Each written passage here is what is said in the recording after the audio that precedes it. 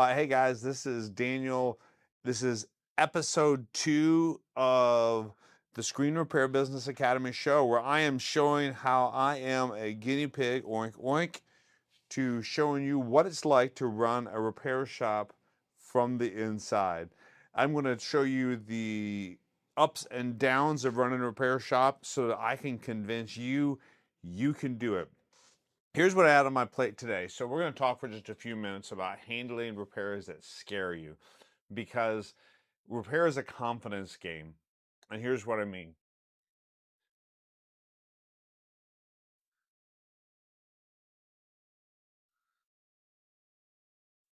I had two phones. Both of them were iPhone 14 Pros, like this one. This is my Max. That's my kid right here. See, they're iPhone 14 Pros, and I had an employee replace them last week, and he replaced the back glass in these phones, and he damaged one of the microphones, and he did damage to one of the cameras because of repeated usage of the screen cracking tool, the back glass cracking tool. He destroyed the camera, all in all causing a fair amount of damage. So this morning, the guys that we repaired these phones for, they're going to bring their phones in. And to tell you what, I was scared. I was stressed out about these repairs. And I wasn't sure I'd be able to get them fixed because the microphone was going to take a lot of work to get in and to the microphone and get that replaced. And then the camera issue, I wasn't sure if I could get that fixed. And I had a lot of apprehension in my heart, in my gut. I was scared because the fact is, as you get started with repair, even with me being someone that's 6 years into repair, you're not always sure that you can conquer these repairs. Now, what you need to see is you need to see every repair as an opportunity for you to practice, for you to learn, for you to get better. But also, you need to get yourself right. So what I realized at the beginning of today, because yesterday these guys arranged to come in this morning, I knew they'd be in at 9 o'clock, and I didn't like that idea because I wasn't sure I could handle that hard of a repair that earlier in the day. So what I did to make sure I was ready was I got up early. I got my a good breakfast. I got my personal devotions, journaling time in. And for the first time in a couple weeks, I actually did strength training at the gym, including a run. I added extra exercise to make sure I did my pull ups, my push ups, my abs, to make sure I felt like I looked good.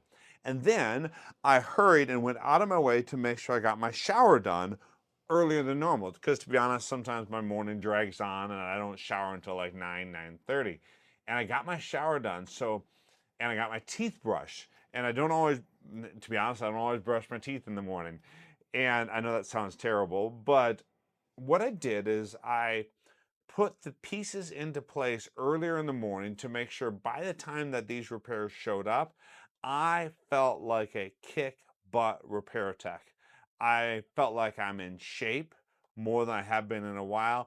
I was washed up, cleaned up, shaved, shampooed, deodorized. I smelled good, looked good, and I was confident about repairs. So, but when I sat down to do this repair, I felt good about my ability.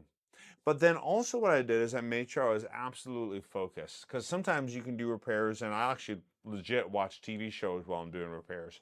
And I knew this was going to be a stressful repair, so I put my headphones on and I was laser focused on getting these repairs done. I believed in my head that I could do it because you know what?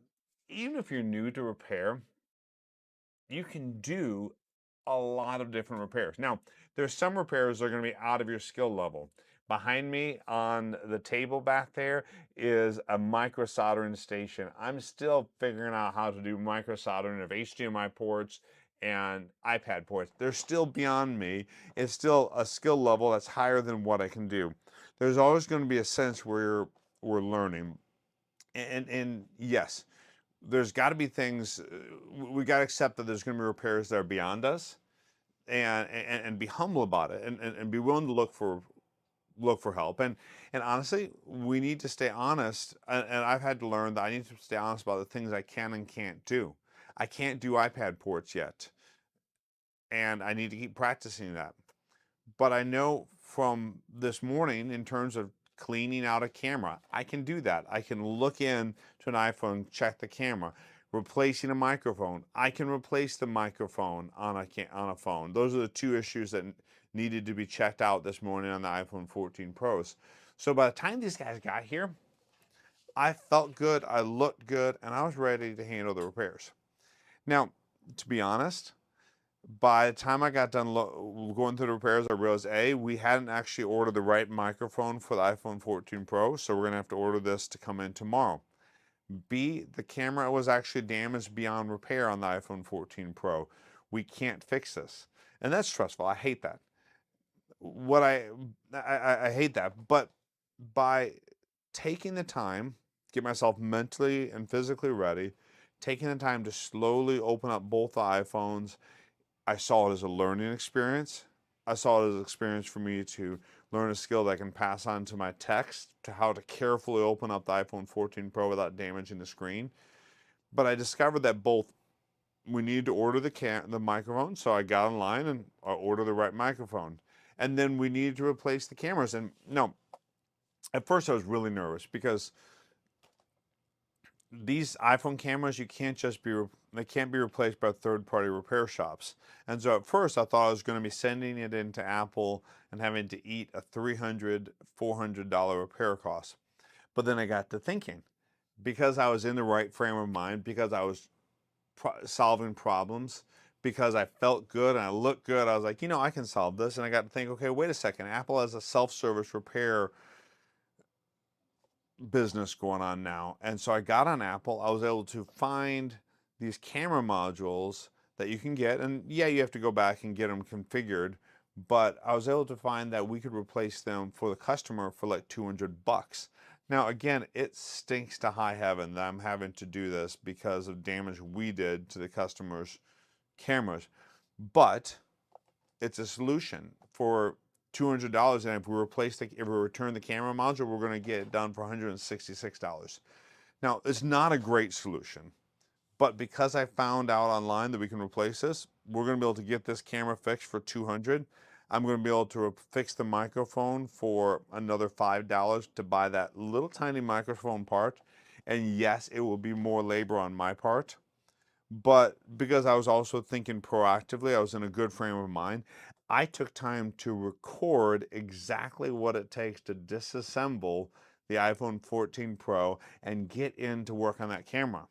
Because I recorded that, I'm turning it into a standard operating procedure. And by the time that camera module gets in about 5 days, I may be able to hand this camera replacement off to one of my new technicians who's been knocking it out of the park, and he'll be able to watch it in detail and see how it's done and be able to reproduce that camera repair for me. So the net effect is I made $330 in terms of revenue on this back glass replacements. It costs about $40 in parts, so that gives me $280 to work with. I may be spending $200 plus on parts to fix the mistakes that my guys made, but I've learned some good lessons from this. A, I've been able to create a standard operating procedure guide so that my guys can reproduce these repairs. B, I learned that I need to create a more detailed standard operating procedure guide for back glass replacements on these phones, because the reason my guy both damaged the cameras and broke the microphone is because I've got balloons going through. That is weird. That is weird. I was just talking and balloons went up through my screen. That is really weird. Anyhow, we'll see if that actually made it onto the movie. Um, so the value of this thing is I learned several lessons. First of all, I was able to create a standard operating procedure for my guys to follow when they repair an iPhone 14 Pro. Secondly, I realized that I need to detail out the steps to replacing a back glass on these, because my guy didn't realize the microphone was stuck to the glass. It's a rookie mistake, but it's a mistake that was preventable by me using more detailed SOPs. Thirdly, I realized the same thing. The damage to the camera is because this guy was hitting the back glass with this chipping tool far too many times, and he broke the cameras. And again, that's on me. If you run a repair shop, you've got to take ownership, 100% ownership of everything that happens under your umbrella. Stuff that happens with your employees, stuff that happens with you. See them as learning opportunities. But what I've had to learn is stress piles on. There's days that I don't even want to come into the repair shop. I don't even want to get doing repairs because it's just weighs on me so much. I don't want to face another problem because that's what it is. Doing repair is facing problems every day. Now, a lot of the problems are super easy, like doing an iPhone 11 or an iPhone 14 screen replacements. A lot of those problems are easy as they come. But then you're going to always be running into problems that are complicated.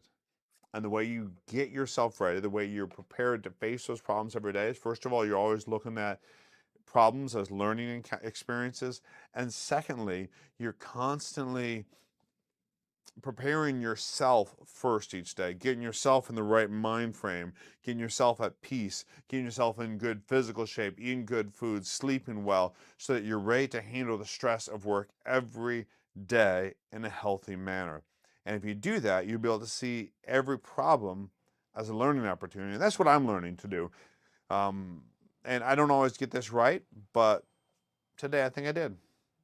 Well, that's all I got for you guys today. This is day 2 of this new show. I haven't figured out a name for it yet. I'm gonna come up with a catchy, good name for this, but take care, keep learning, keep growing, keep preparing. Bye.